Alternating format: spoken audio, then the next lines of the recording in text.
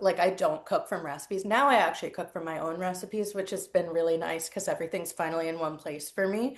But if I was going to make a recipe I've never made before, something I don't know how to do, I would find like 10 recipes and triage and read and try to understand why each thing was being done and maybe read about the history of this or like, is this really necessary? Or how did Kenji do it on Serious Eats? Because he always has some weird, interesting sciencey thing. Or what does Harold McGee say about this ingredient? And then I would like make my own sort of like dossier or memo to myself about how I was going to do it. So in some ways, it was a really organic project for me. I would say less organically, how this actual specific style of head to head came about for me is back when I was in my first job in food media, it still is, and it was kind of in the middle beginning of a very tenuous time for even digital media and food media. And from the very beginning, having gone from this very stable job at a bank to like a media company where basically left and right people were getting laid off without warning and being ushered out of the building without even getting to like get their laptops or personal items or whatever. It was like really scary to me, the idea that basically all of a sudden it could all go away at any moment. And I don't think this is a flattering story, but I'm going to tell it anyway.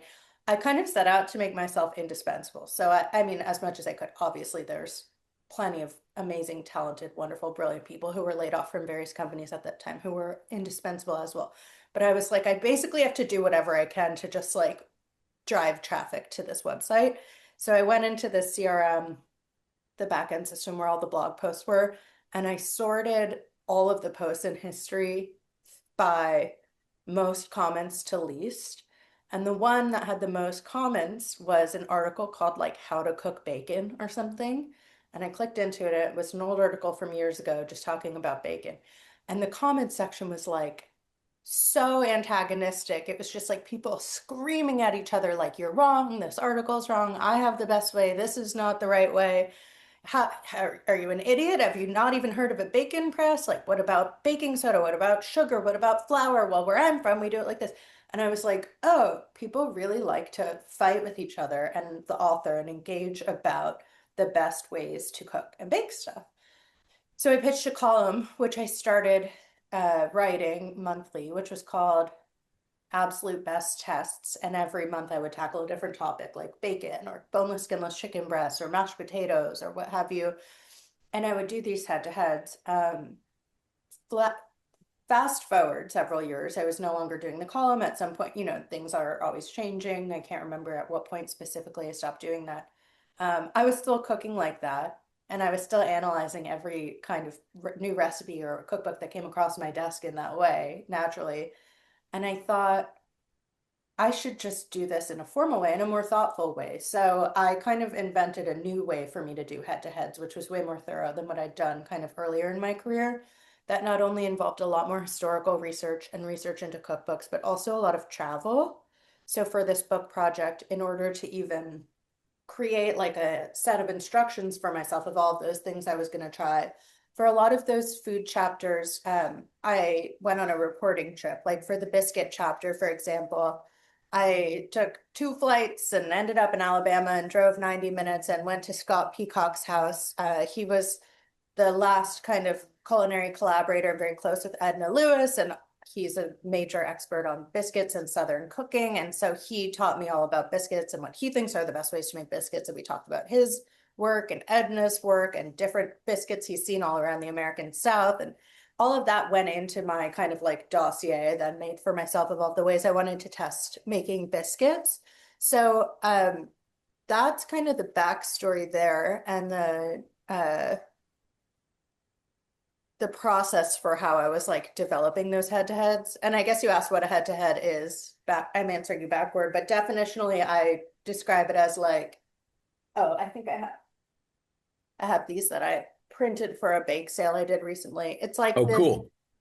Um, Basically, I'll take a food item or a dish or a specific technique, and I'll test, a few dozen ways to do it. And then the way my cookbook is structured is from those findings, I'll combine what I liked best for different outcomes. So I'll state like a purpose at the beginning, like I want the fluffiest pancakes.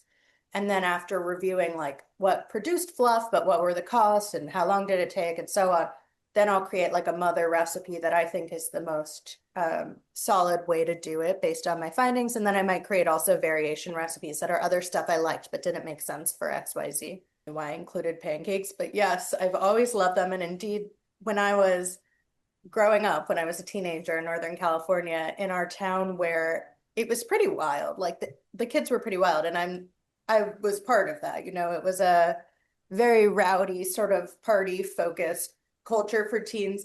And so when people's parents would go out of town, they would have these like giant house parties, and it was just sort of par for the course.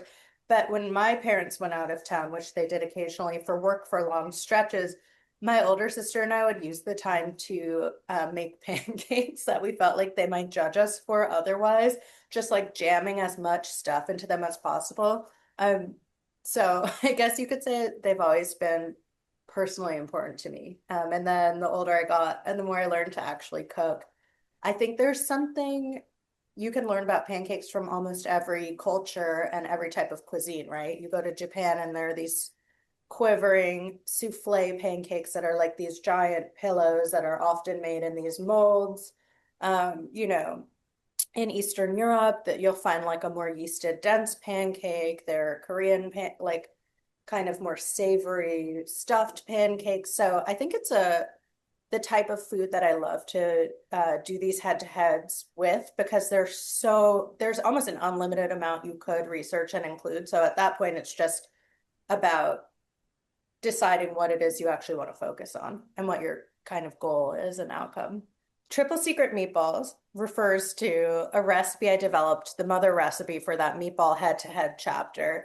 And it involves a number of secrets from reporting trips I did around the world in pursuit of learning how to make more plush and tender meatballs. And that included time spent in Rome, both at restaurants and food markets, and also in the homes of several women who were extremely generous with their time and taught me their kind of takes on the best way to make Roman and also Neapolitan style meatballs.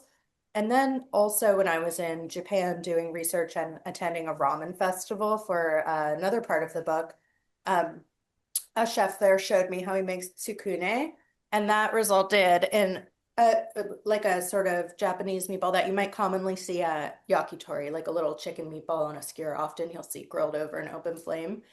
And that resulted in two more secrets that I incorporated into my recipe. So I think the triple secrets are two from that Japan trip, which involve texture and um, a special ingredient, and then a trick from one of the women who taught me how to make meatballs her way in Rome, which involves a special sort of meat grinding. Rigatoni vodka alla matriciana, that is a dish I hope people who live in Rome never find out about because I think it's like a bastardization of, a very classic Roman pasta style amatriciana, which is typically with guanciale and kind of like a spicy tomato sauce. In my book, I mash it up with a kind of Italian American vodka sauce that I developed through these trials of, dozens of different vodka sauce recipes and tweaks to get the best vodka sauce. I then crossed that with an amatriciana style recipe to end up with something that is, I think, pretty irresistible. I have a huge sweet tooth and I love to bake, although I have no professional training. But so I actually think that maybe is an asset and not a bug when it comes to this book because the recipes are really optimized for a home cook that doesn't have a ton of kind of experience in that department. So one of the recipes that I've had the most sort of positive feedback on so far, both on the internet and also with friends and family in real life, is I'm going to see if I can say this in the right order. Gooey chocolate chunk cookie dough, no, sorry, malted chocolate chunk cookie dough bars. And so they are a mouthful to say, but so easy to make. You basically have to do almost nothing out of the ordinary and nothing in advance. And you're just combining pretty standard pantry staple ingredients plus malted milk powder, which you could get online pretty easily if you don't have it at your grocery store. And you end up with something that tastes unbelievable. The texture is like a medium rare or a rare cookie, depending how long you bake them for. I've actually shared the recipe recently on Instagram as like a teaser for the book. So if they sound at all good to you, very gooey, chocolatey, malted take on kind of blondies or cookie bars. I would highly recommend checking those out. For more advanced bakers, or bakers who are just really interested in the canon of the chocolate chip or chocolate chunk cookie, I have a recipe that I think all my recipe titles are so long, and I'm now like tripping over them as I start to do interviews about the book. But I believe it's called Overachiever Extra Brown Butter Bakery Worthy Chocolate Chunk Cookies. I don't know how they even fit that on the page. But those basically are the result of many, many rounds of this head-to-head testing I showed you earlier, where I tried so many things across so many recipes from bakers I totally revere and respect and have cooked from their books forever. Um, and ended up with a cookie that has like 6 or 7 levers you're pulling for like optimal flavor, texture, bake, etc. And those are definitely not as simple as the malted cookie dough bars, but they result in something that is, I think, the best chocolate chunk cookie I've ever had. And there's everything in there from a Tongzong or Tongzhong to an extra long creaming of the butter and sugar to multiple kinds of chocolate plus crunch bars for texture to buckwheat flour. So it's really a cookie that has a lot going on, but it's worth it.